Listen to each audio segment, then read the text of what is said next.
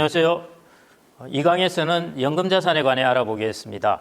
연금이라는 것은 우리가 인생 후반에 있어서 마치 주춧돌과 같습니다. 주춧돌은 무엇입니까?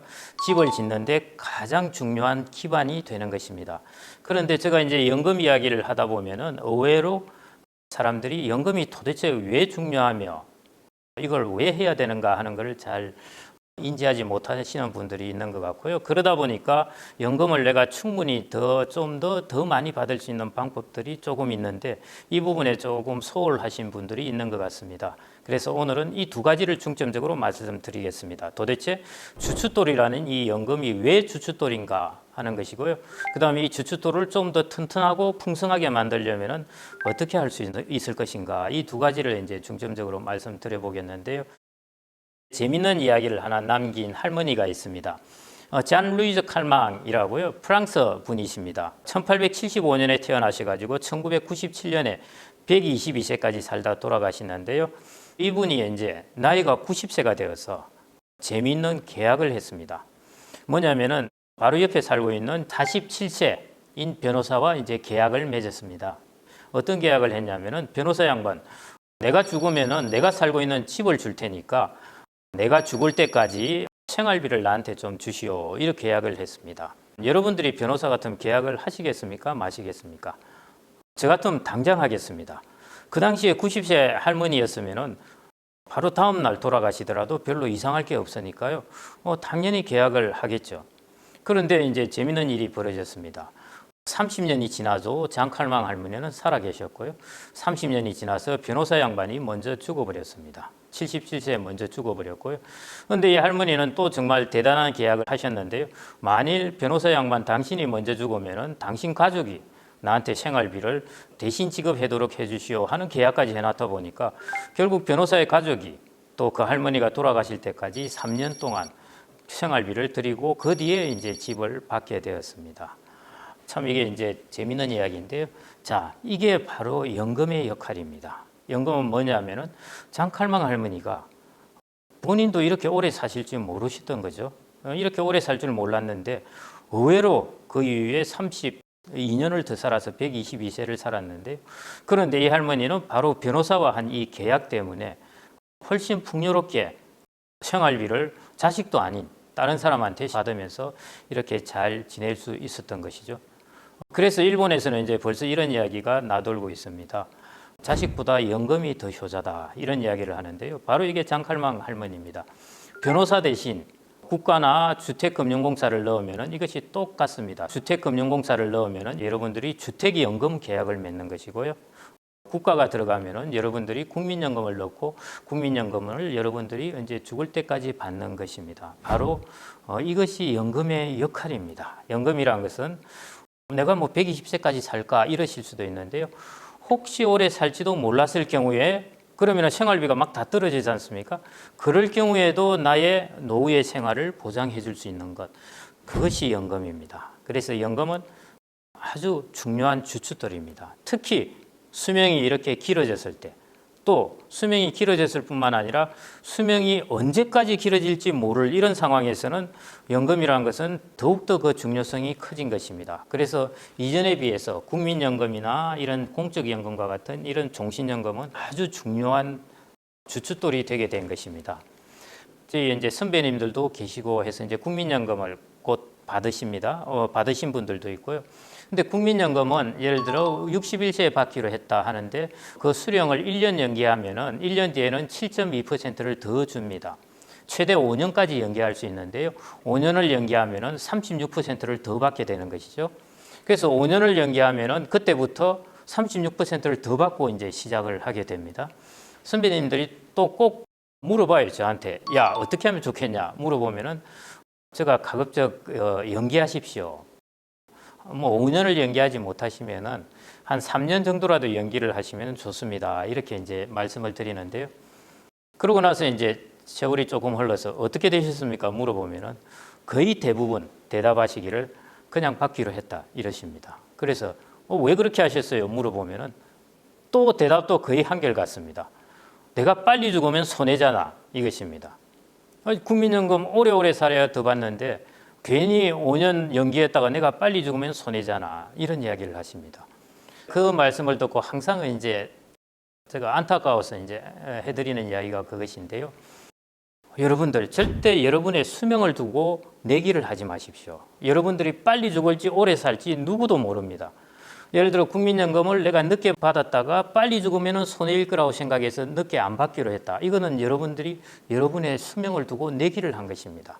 내가 빨리 죽을 수도 있다는 것 때문에 국민연금을 더 빨리 받은 것이죠. 그런데 이분은 계속 세월이 갈수록 연기한 사람에 비해서 나이가 80, 90 이렇게 돼가면은 수령액이 더 적어집니다. 연기하신 분들은 80, 90, 100세 이렇게 갈수록 이제 수령액이 그렇지 않은 분들에 비해서 자꾸 더 많아지게 되는 것이거든요. 그래서 이제 이런 차이점이 있는데 연금이라는 것은 돈을 많이 벌기 위해서 하는 것이 연금이 아닙니다. 내가 빨리 죽으면 손해인데 하는 이 손해라는 개념이 들어가는 것이 연금이 아닙니다. 연금이라는 것은 내가 혹시 더 오래 살게 되었을지라도 여러분들이 최소한의 필요한 생활비는 걱정하지 않고 살아갈 수 있게 해주는 것. 이것이 바로 종신연금이고 국민연금입니다. 그러면은 연금을 더 받을 수 있는 방법이 뭐가 있는가? 다시 말해서 나의 노후 재무 설계의 집을 주춧돌을 튼튼히 만들기 위한 방법이 뭐가 있는가 하는 것인데요.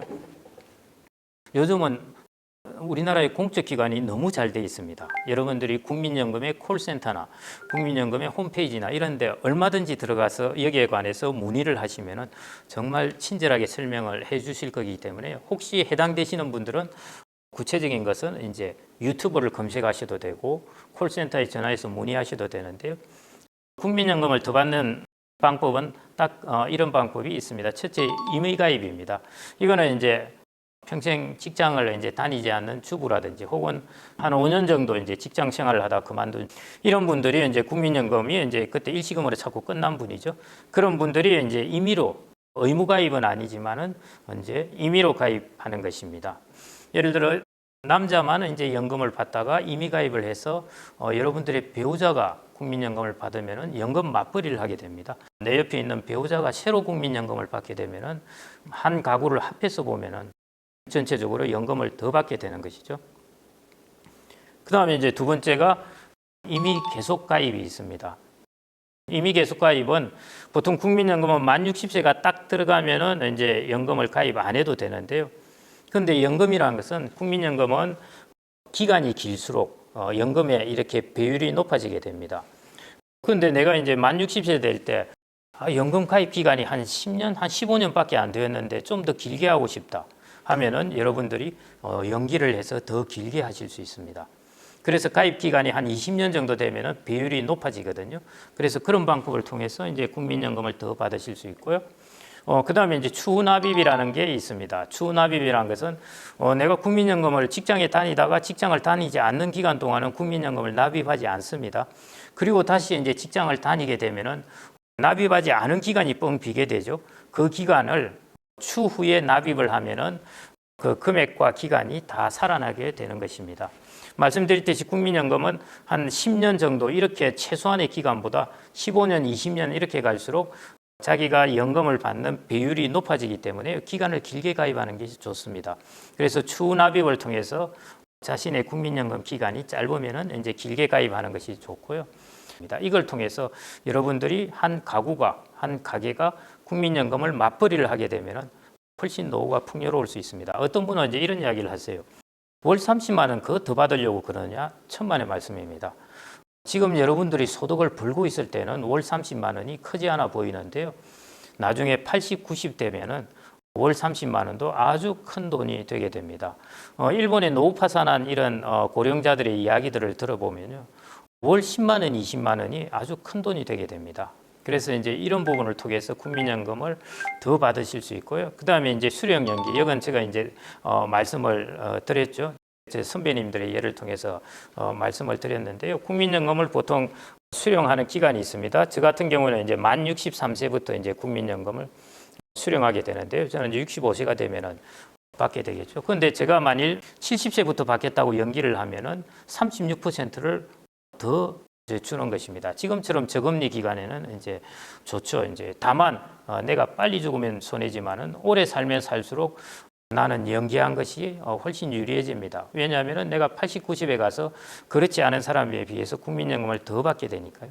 그러니까 이것은 조건은 같지만은 수령을 연기한 것만으로 내가 인생 후반으로 갈수록 국민연금의 액수가 많아지는 것입니다. 이제 그 다음에 중요한 것이 이제 이것인데요. 연금을 우리가 인생 고령도 후반과 전반이 있습니다. 고령 후반 같으면 이제 80대 이후 정도 될 때이죠. 여러분들이 한 70대 정도까지는 여러분들이 자산 관리도 이렇게 잘 하실 수 있는데 80대 정도 들어가게 되면은 이제 자산 관리에서 아무래도 조금 능력이 좀 떨어지게 되겠죠. 일본 같은 경우에는 이제 그런 게 문제가 되고 있습니다. 뭐냐면은 인지증 환자, 소위 말해 우리말로 이제 치매 환자라고 그러는데요. 그 치매 환자가 보유한 금융자산이 우리나라 돈으로 거의 뭐 한 1,700조 이 정도 되게 됩니다. 치매 환자가 이런 자산을 보유하고 있으면 여러분들 이 자산 나중에 이게 누가 어떻게 하더라도 탈탈 틀릴 수도 있고 그렇습니다. 그래서 고령 후반에는 누군가 나한테 월급 주듯이 따박따박 주게 들어오는 그 돈이 많으면 좋습니다. 그게 뭡니까? 그게 바로 연금입니다. 그러면은 어떤 방법으로 할 수 있느냐? 연금 수령 시기, 국민연금 수령 시기를 연기한다든지, 그 다음에 주택연금을 한 75세나 80세 들고 하시면은 돈을 되게 많이 받으실 수 있어요.